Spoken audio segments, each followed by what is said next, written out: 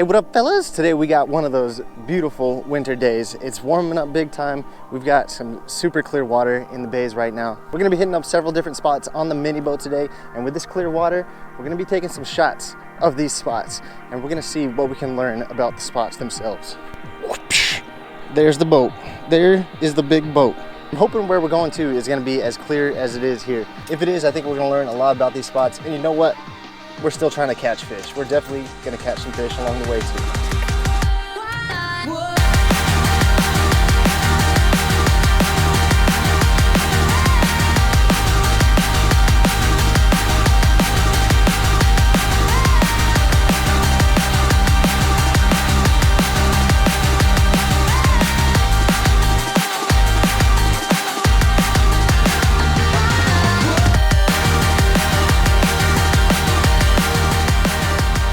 All right, man, we're out here with the boat and it's looking as good as I thought it would. We're gonna be running pretty far, so hold on. All right, first place we're stopping right here, right close to the boat launch, just real quick. We're just gonna see if we can catch a red real quick, just to start off on a good note. Super shallow turtle grass with some pockets in here, holds a lot of reds sometimes.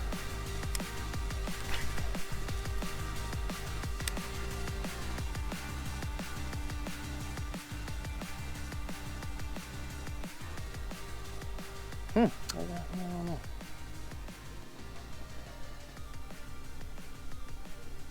There he is. There he is. Oh, that's a trout, dude. Way up here, shallow. I like it. A half decent one too. I was saying this is the red fish spot. Oh no, it's a little red. LG. Dang it. I thought he was coming up top and shaking his head. But instead, just the LG little red fish. Look at it, he gobbled it too. Nice little guy. As I've been saying for months now, my go-to in super shallow water with some grass, I'm going with the egret wedger. I like this little brown color chartreuse tail, and we got the weedless hook. You can fish like a 1/8 ounce jig head and just keep constantly retrieving, but with the weedless, you can fish even heavier and know you're not gonna catch that grass. There's not a star in heaven. Now we're coming up to the real #1 spot. It's this long grass line that juts off from this island up here, and there's just these striations of grass that can really hold some good fish. A lot of times there can be big old trout in those striations. There can also be a ton of reds in them. Now the thing that usually makes this place a pretty good spot to fish is that there's some flow that can come over the grass line, but right now with these super low tides, that's really not happening. What do you guys think of this #1 spot before we even try it? Can't go too deep on the wade because we are using the chest GoPro, but I think we'll go start off with a wade, see if there's anything here. Man, when there is water coming over this little island right here, you can just drift over it and you're definitely gonna run into a few reds. Super, super shallow. Plus, it's a lot of fun when it's clear here because you can just see those reds where you're drifting and then just cast right to them. Ooh, that was something. That was a something. A lot of times when these islands have these big striations, like you see here, it's because there's a big ship channel nearby, and what do you know, we do, oh my God, no, we lost it. That was a nice fish. Second cast. One thing you gotta do when you're fishing weedless is you do have to get a good hook set. But like I was saying, usually those striations from the ship channel, we do have a ship channel right here. Kind of a little bit of man-made structure with a little bit of natural structure of the grass growing in there, but those striations usually are way deeper than you would usually find. So what do you think of this spot, fellas? I mean, it looks pretty decent. Lots of different structure. Definitely holds some mullet for sure. There's some deeper grass way out there too, so how would you guys attack it? I think wading is the play here. There's a guy, there's a guy. Oh my gosh, dude. I think it's a nice trout. With coop though. I don't know. Right in one of those deep guts we were talking about. I don't know. It might be a red, boys. Might be a red. I think it's a red. Golly. Right where you should be, but man. I always think it's a freaking trout, huh? You gotta have high hopes. He's wrapped on my line. He's coming in sideways. What are you doing, big fella? How did you get like this? Who made you like this? Woo! Going right for the legs, as always with these reds. Dang it, man. I need to stop saying it's a trout. We got the medium light rod. This is why a lot of times I like to go with little bit heavier if I'm going for reds, because man, it just makes the fight take longer for no reason. Yeah, look at this, a beautiful trout. That's a beautiful little trout right there. Man, right where he should be, right in one of these little shallower cuts up here between the grass lines and a little bit deeper water. He's probably just running up and down these little cuts right along the grass, looking for whatever he can spook up and easily eat up. See you, buddy. Man, not bad, actually. I wasn't sure we were gonna catch anything here, especially midday. But you know what? Reds do, they're pretty crazy. They'll bite any time of day and they'll go any depth of water. Super shallow. They'll go super shallow even in pretty clear water. There's a guy. This is a dinker. This might be a dinker. Man, he's up there shallow too. Little hole with a little dead end right here. Not what we're looking for with the dink, but I'll take whatever I can get. Now, one thing I definitely have found with redfish is they orient to land. For some reason, they like, you can have the same exact stuff. One can be kind of out in the open like this, and another spot will be closer to land. And I find that the redfish, for whatever reason, they like to be near that land. Do you guys agree with that or disagree? I always think it's a good spot to catch some reds, and we are getting closer to land right now, so I think these holes should hold even more reds. Coop, my boy. How you doing, big fella? There's a guy. Oh my gosh, he's a sprinter, little red. And now we're definitely super close to that island now, so I imagine there's a fair few reds in here if this guy didn't spook them all. This is a little dinker. Usually I find some bigger ones in here. That's a pretty big dink right there. It's a big dink. On the way back to the boat, casting out a little bit deeper, and what do we find? Man, you can catch a dinker trout all day on some deeper grass, just like what we're casting to right now.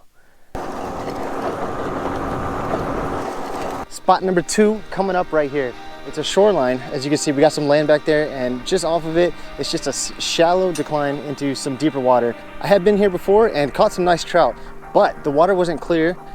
I knew there was some grass here, but man, looking at this grass down here, it looks amazing. There's so many potholes and different stuff. I kind of just thought it was just even grass, but this looks like it could be a great feeding zone for some speckled trout and some redfish in here. Really nice looking potholes with a shallow decline drop off, and further down there's another drop off, but it's more of just where it drops off really quick, and that might be a decent spot to check out too. I'm gonna give this spot a quick try. We'll try both of them, this shallow drop off and that deeper drop off. We still got spots to hit up though. Oh, I didn't bring a top water? What the heck is my problem? Ooh, no bites in this shallow spot here, but man, there's some amazing looking potholes. You know what I would love to fish here is a topwater right in the morning. All right, spot number 3. I just saw a big bull black drum right about here. Man, he did not get freaked out until we were right on top of him. I could have made a cast if I was ready, but I was not. Maybe we'll see another one though. This is definitely a place that can hold a ton of redfish. I don't really understand it either, because a lot of times where they're hanging out, there's not that much structure, just sand. It's kind of weird. I don't know how to fish it either, because there could be 100 yards of sand with no fish, and then there can be 100 fish in the next 20 yards. Well, I saw a couple reds and we got these pellies diving right here, so we know there's some kind of, at least mullet. So we're gonna do what we thought might be good and drift. Should be a good wind for it too. We'll see what happens.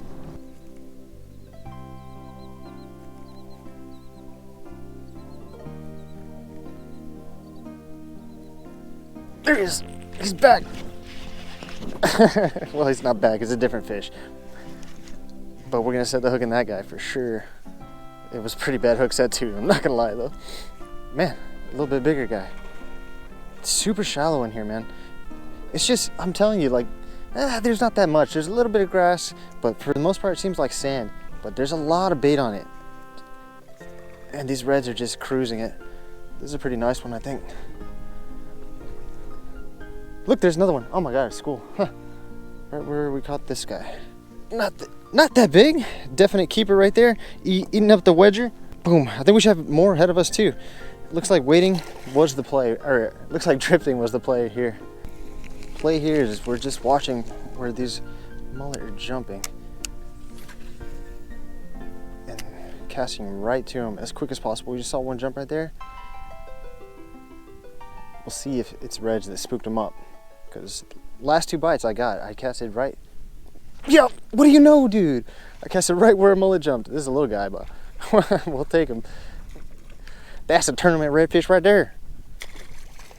Shoot, this might be a good redfish tournament fishing spot. I've seen a bunch. Well, we did catch a couple fish, and with that clear water, we did get to see what the structure was like and what kind of grass we had going on there. We did hit a few different spots, and I kind of want to talk about, after seeing them, how I would fish them. And I've only been to these spots a few times. I have fished them a few times, had some success, so I'm not an expert on these spots. So you got to tell me how you would fish these spots as well.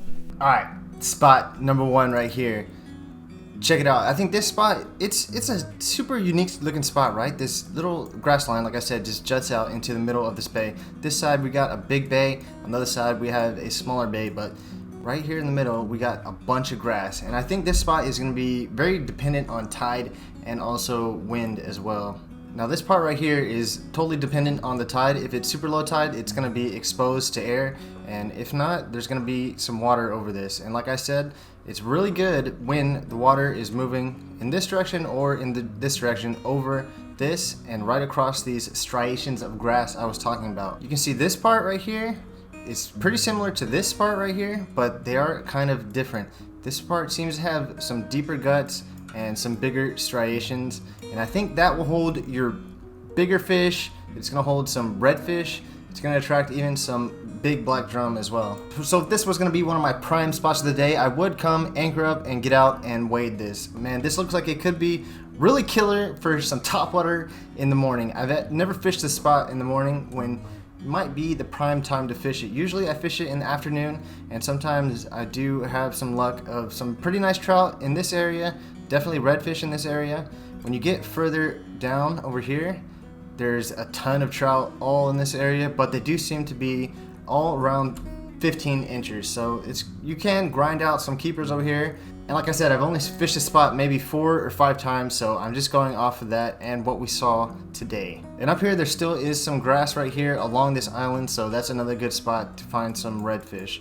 This other side, I've never fished this side too much. It doesn't have these nice striations, but it does have maybe a little bit quicker drop off. I fished it maybe once or twice, caught some dinker trout, that's about it. So I think wading would be the ticket for a spot like this, unless you have a wind that's going this way or this way. Then you can just hit all these spots. Even a wind like this, especially if you have a trolling motor, you could go in and out, in and out, in and out, and just drift it. Time for spot number 2, where we actually did not even catch a fish, but man, it looks way better than I thought it was. I did have one really nice day fishing this spot in the morning. That day I caught some pretty nice trout, nothing huge, but some really solid ones. And when I was out there, it was murkier water, not super murky, but murky enough that I couldn't really tell where all the grass was at.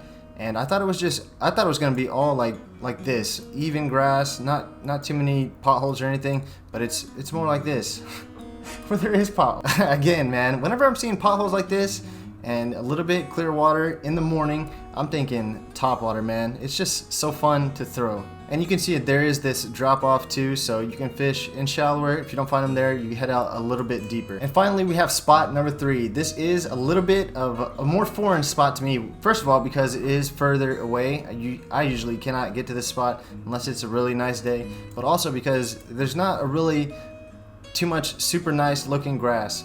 This looks like pretty nice grass, but I think that's a little bit misleading. It doesn't look all too good when you actually get there. It is a little bit of a cove, and a lot of bait just hangs out on this side, and all the way back through here as well. But what I would do, if the wind is right, or if you have a trolling motor, you can just drift these shorelines, and a lot of times there's just reds cruising through there, checking out that bait. around this hump too, and all the way back here. Definitely there's gonna be some reds all up in this area. For me, there's not so much good grass. Maybe on this point right here, maybe back here, I would hop out and wade, but definitely I would probably prefer to drift this spot. Out here in the middle, who knows what's going on. But since we don't have too much of that nice grass in here, this is definitely more of a redfish spot, I would say. But that's all I got. I love you guys very much. We'll talk to you guys later. Be safe. See ya.